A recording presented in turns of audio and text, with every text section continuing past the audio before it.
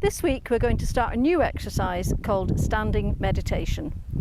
And standing meditation is a great thing to do just before you start to work with your horse, or maybe just after you've set up an enrichment and your horse is happily enjoying the enrichment on their own, a passive enrichment. This is something you can do, and like I'm doing now, you can do it with your horses quite close to you, but through the fence. Or if you're comfortable being in with your horse, it's something you can do right beside your horse, or while they're browsing around enjoying their enrichment, you can do your standing meditation and just be in the space with them. But it's a practice around being in your own awareness whilst also being aware of the world around you. So it comes from Tai Chi, and one of the things that makes Tai Chi different from some other forms of meditation is that you do this with your eyes open and standing, and you are aware of the world around you. So unlike maybe a yoga class where you're lying on a mat, you close your eyes, you're maybe hearing a guided meditation or some music or something where you really are very internally focused. In this meditation you are both internally focused and externally focused, and that's what makes it a really fantastic practice for working with your horse, because that's what we have to do with our horses. We have to be aware of ourselves, our breath, our bodies, our weight, our posture, our feelings around fear, safety, security. And at the same time we have to be aware of what the same stuff in our horse. How are they feeling? Are they feeling relaxed? Are they feeling anxious or over aroused? And often when we're working with them, as we start to work with them in movement, we're looking at their balance and their body awareness too. So it's an incredibly good practice to bring into your horsemanship. And how we would like you to use it on this course is that in the first sort of 5 to 10 minutes you're with your horse working on the exercises for this program. We'd like you to do the standing meditation before you start. So as I say, you may well have put your horse into a paddock with some enrichment and you just stand inside the gate and do this. You might stand outside, the horses are around you, they can choose to be with you or not, that's fine too. But it's something to do immediately before you start to really work and engage with your horse, because it will help you be a better person for them to engage with. You'll be more grounded, you'll be more aware of your breath, and your posture will be good as well. Now this week we have an exercise called SAFE, and the first part of that is called Soften, where we think about softening. And I'm going to incorporate this standing meditation this week into that exercise. Each week we'll do a standing meditation and there'll be a slightly different emphasis that I bring to the standing meditation. So this week the focus is going to be on softening and breathing. Okay, so to start your standing meditation, you need to find a comfortable place where you can stand hip width apart. Now you can check hip width by putting your hand down to a foot with your fist and then turning the other foot sideways on, and the gap should just fill your fist, and then your feet will be hip width apart. Or you can practice this at home and look in a mirror and check that your legs are going straight down, that you're not too splayed and you're not too close. Okay, hip width is a very stable place to be. Your knees are soft, so we're not looking for tight knees, just nice soft knees, and your feet are straight. My right foot has a tendency to do that, so I always have to be aware that that foot is going in. And so I've got parallel feet, I've got a nice easy stance, I can bounce on my knees and my knees are nice and relaxed. I'm not bent, I'm not going to stand with bent knees, but I have soft knees. And the first thing we're going to do is to stack our bones so that our weight is over our feet correctly. Now most of us have bad habits when it comes to standing. Mine is this. I'm sure you've seen, well, that foot goes out. I'm sure you've seen that if you look at any of my videos. If I'm not thinking and I'm not conscious, I can even be standing like that. And that's just so bad. All my weight is going down my left foot. My right leg is hardly doing anything. I've got my arms folded, and that helps me stick my belly out and arch my back too much. and I can really feel it already in my hip, which is one of my problem areas. So this is a great way of learning how to stand correctly, and then when it comes to riding, it really helps the riding as well.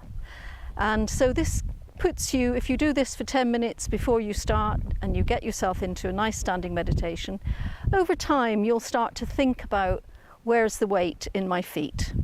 So just before I start giving you any directions, just have a little think now and think, where is the weight in my feet? Is my weight back on my heels? Is it more to one side than the other? Is it on the outside of the feet? Just think about, where is the weight in my feet? How am I carrying my weight as I stand in this position? One of my other faults, and we all have a similar type thing, is the collapse in the rib cage. So I tend to do that. I collapse my right rib cage. So I can actually feel standing here that I've got a little bit more weight in my right foot than on my left. And so I'm just going to move over very slightly, just to even that up a little bit. And I did that more by straightening my rib cage than by, I did a little shift to the left, but basically it's about straightening my rib cage. Okay, so what we want to do is have our weight evenly in our feet. So to do that, we're going to start just moving forward and back. So first of all, I want you to move back, your weight back onto your heels until your toes are coming off the ground. Feels a little bit unstable, but that's okay. Don't fall over backwards if you can help it. Until your toes are coming right off the ground, okay? And now I want you to move forward and just place your toes on the ground gently, but so you can feel your weight in your heels, in your toes, and evenly on the sides of your feet. So you're not over at one side like that, where the weight is on the left side, or over like that. You haven't got one foot where you've got the weight in the toe and the other foot where the weight's in the heel. Your weight is even between your heels, your toes, and the sides of your feet. And you're using the whole of your foot to support your weight. And it's doing, and this puts your arch also in the correct position. As an older person, I have got fallen arches, particularly at the front. There's an arch. Your toe is under your toes is supposed to be an arch as well. That one's collapsed with me. So this is another good exercise to do to counteract some of the effects of aging, wearing bad shoes. When I don't do it anymore, but when I was young, I'm in wide toe bed shoes these days, absolutely wonderful. So just have that lovely feeling of the weight not easily, evenly over your feet. Okay, so we'll just do that one more time. Back into the heels till the toes come off the ground, and then think about placing your big toes and then your other toes nicely beside it, keeping your knees bent and having a lovely, a lovely sense that the world is holding you up. You're grounded, the earth is holding you up, and you are plugged into the planet. You and the planet are one when your legs are like this. Okay, so that's the start of our standing meditation. Okay, the next part is what's happening in the small of our back and the pelvis. I feel like I'm sticking out my tummy a little bit, and I need to draw my seat bone down and lift up a little bit in the pubic bone to even up my pelvis. Now, a way of thinking about this, and I'll just stand sideways for a second, is you imagine that your pelvis is a bucket full to the top of water. So we want our bucket to be level and no water spilling out. If you arch your back, you're going to be spilling water out the front. And if you overcurve your back, you're going to be spilling water out the back. So you want to get your pelvis into the position where it feels neutral and the water will stay in the bucket. Oh, Manuela stayed with me, isn't that nice? The others have moved off. Okay, so think about that. Think about, where is my pelvis? Where do I need to draw my tailbone under, as I need to do, and lift up my pubic bone a little bit? But when I do that, I'm inclined to go back on my heels. So I now need to keep my pelvis, my bucket of water level, but still come forward a little bit onto my toes. This happens to me in riding, where when I'm turning, I go back on my right sit bone. So my right turns are quite poor. I'm very good on the left side, but the right one's quite poor, and it happens in my skiing where I go back on my right heel as well. So these things that we do that we're not conscious of can really affect everything we do which involves balance.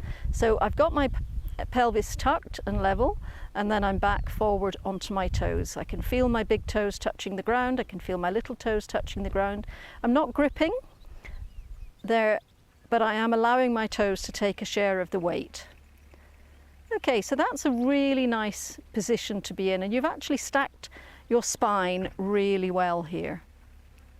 And we're just going to come up a little bit to what's happening with our arms and head. So again, a bad habit I have, a lot of people have, is jutting the chin or having my head too far forward. I walk looking at the ground. A lot of us do that with horses, we look down. So we need to think about just that little movement of tucking the chin in so that you have that feeling that the top of your head is at the top and there's that string pulling you up at the top of your head. So we've got 3 points to think about. We've got our feet fully on the ground and balanced. We've got our pelvis holding all that water in the bucket, and then we've just got that little tip of the chin so that the top of the head is reaching to the sky. Now you may feel like you're kind of hanging here, because what we haven't done is what a lot of people are taught in riding and horsemanship, which is to hold your shoulders back and lift your chest. That immediately arches your back. So we're not going to do that. We're going to keep that pelvis nice and level. We're going to keep the weight in the feet, which brings you forward. And it may feel quite different and quite unusual for you, but actually it's really good for your spine. And then the third point is tucking the chin in. And you then will have a very relaxed spine, but your shoulders will be coming forward. No need to worry about that, okay? We're not going back to old-fashioned riding, we're going into new riding. We've got a nice long spine, nice long neck, and that's actually what we want with our horses, isn't it? When we think about them, we want them to reach forward and down. Before we think about collection, and before we think about how do we collect a horse, the first thing we want is long and low. So you are currently long and low, which is really good. Okay, so the next thing we're going to do is think about breath. So put your hand onto your chest and breathe into your hand so that your hand moves up like this. Now you can see my boobs lifted, my hand lifted, and then breathe out. Now that is shallow breathing. It's the kind of breathing we do when we're anxious, or the kind of breathing we do when we're exerting ourselves.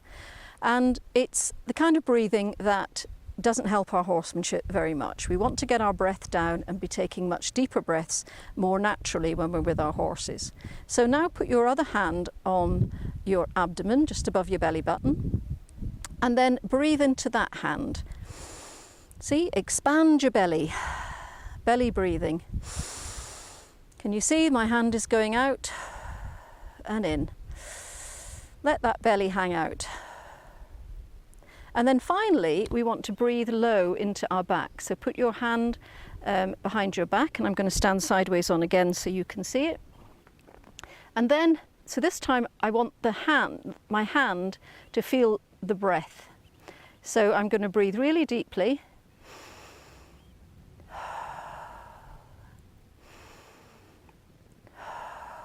And hopefully you can see that my hand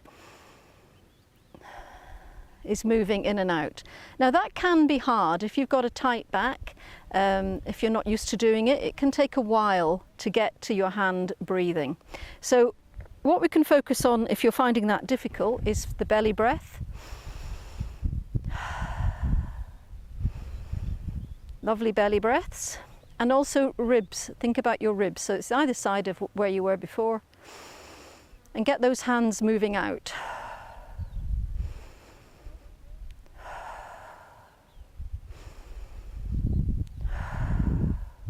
And that's a way of getting the breath down. We can use belly and rib breathing. What we're doing is opening the diaphragm, and the diaphragm is a really big, important muscle. And as you do that, it squidges all your guts, and it gives you a bit of a gut massage. It's very, very good. It's good for your kidneys and everything, because your diaphragm is normally a dome, when you're breathing shallowly or not breathing at all. And then when you expand your rib cage and breathe into your belly, that dome flattens and it squishes down and it squishes your guts, and then it comes back up into the dome and squish and dome and squish and dome, which gives you a really nice internal massage. So don't be afraid to do a lot of belly breathing. So one of the things that can happen if you find it hard to get your breath down, and this is often when we're anxious and at the time we most need to think, get my breath down, breathe deeply, because your horse will respond to that. When you breathe shallowly and maybe take a breath in because of fright, your heart rate immediately goes up. And we know that horses are so empathic that if your heart rate goes up, their heart rate will go up. So we really have to practice this, engaging the parasympathetic nervous system, engaging the relax and digest system rather than the fight or flight, hold your breath, all the blood and energy going to your limbs so that you can run or fight. We want it to be the other way, where the blood is coming into our internal organs, they're getting a nice massage and everything is relaxed and grounded. So if you're struggling to get that deep breath, we can do what's called a physiological breath. And this is a really useful technique to have when you feel anxious with your horse. And what we do, it's very simple. You do a double breath in and then breathe out. So you breathe in, hold the breath for a second, breathe in even more, and then let the breath out as much as you can. So I'll show you. You go.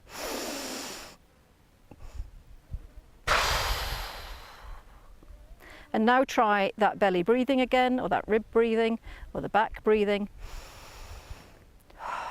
And you will have released that, your diaphragm, you will have released that area, and it makes it much easier to breathe deeply. So this is the last piece of the instruction before we kind of meditate, before we go into the more meditative part. So I want you to breathe with me now and do a physiological breath. So it's going to be breath in, hold, more breath in, big breath out. Okay?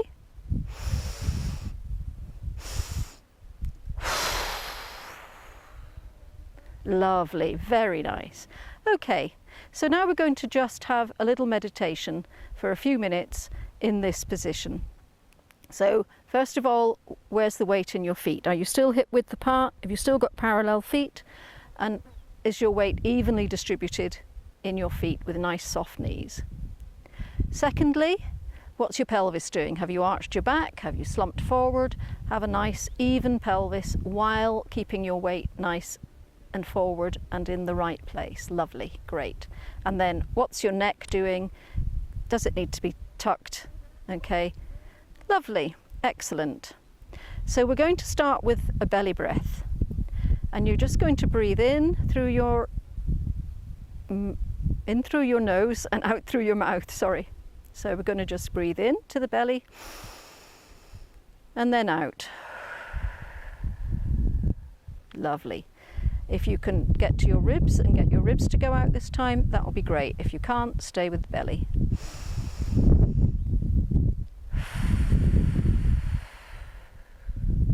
And then if you can breathe into your back. So pick what is most easy for you to do. The easiest one is the belly, and I'll stay on the belly. And we want to breathe in for maybe 4, 5 or 6 counts, and then breathe out for 1 count longer. And you're going to breathe out, you're going to breathe in through your nose like smelling a rose, and breathe out through your mouth like playing a flute. So I'm just going to do a breath of 4 in and 5 out. So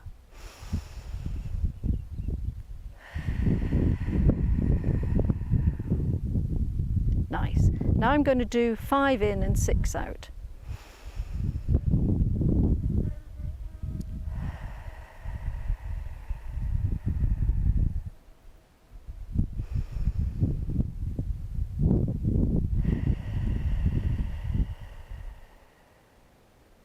So take those breaths, be comfortable. If 4 is where you're at or 5 is where you're at, that's great. You might even be at 6.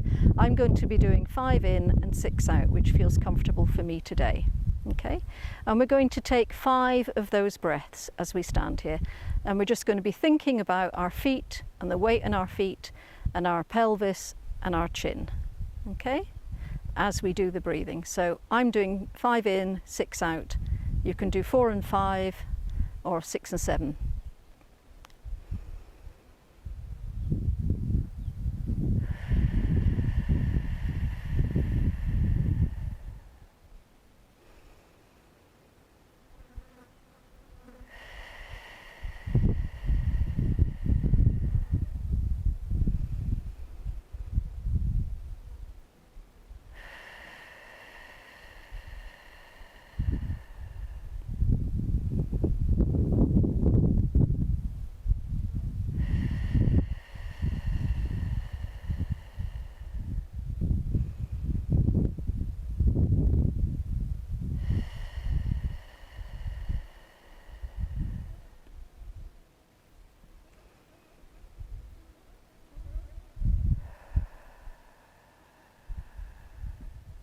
Lovely. That's really nice. Now I hope you're beginning to feel really grounded, and I hope you're beginning to feel that you are part of this planet. You belong on this earth. The earth is here to hold you to it through gravity. That's the earth's job, is to keep you on it, and your job is to receive the earth, to allow yourself to stand on this planet, allow the earth to suck you in a little bit and to hold you on for its own. And we can be very relaxed as we stand. We can stand in a way that just keeps us safe. Our bones are stacked. When you stack your bones like this, your muscles are doing less work. And when you practice it over time, it becomes a very easy practice to do. So we're going to stand for a few more minutes, and we're just going to breathe at your own rhythm. And as we do that, I'm going to ask you to bring your awareness to the outside world. Okay, so let's just start breathing as we've been doing, deep breathing, keeping our weight even over our feet, keeping our, as you can see, I'm inclined to collapse. My biggest problem at the moment is keeping my head and my neck long and my head on straight. So we're going to start the breathing.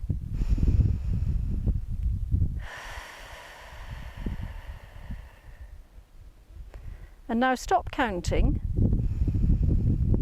And instead of counting, have soft eyes and look at the world around you without moving your head, but use your peripheral vision and identify something in the environment. So for example, I'm looking at an olive tree, and I'm just going to look at that olive tree as I breathe and think about its colour and its shape and its state of growth. I'm going to really look at that olive tree like I'm an artist, like I was going to paint it. How many different shades of green would I need to paint that olive tree? What's the basic shape I would be using? So find something in the environment that just occupies your brain in that very artistic way. And take 2 or 3 breaths while you think about that.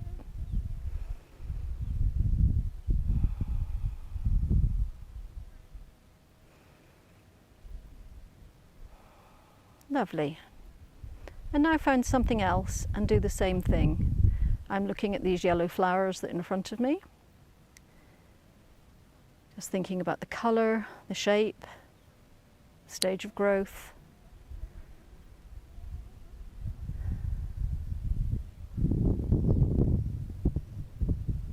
And breathing deeply.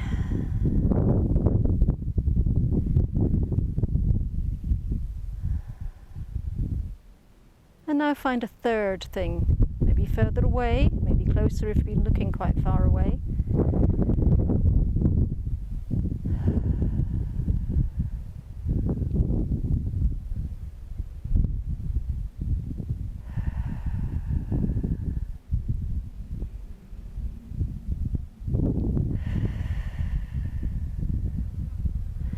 And now draw your attention to what you can hear.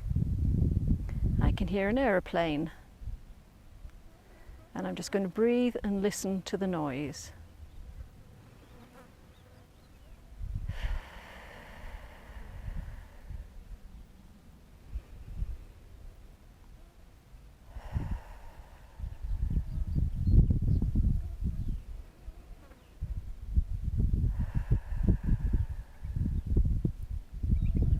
And now listen for a different sound.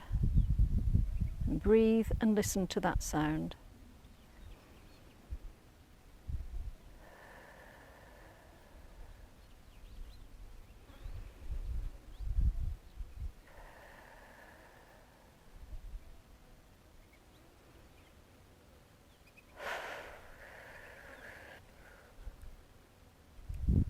And then a third sound.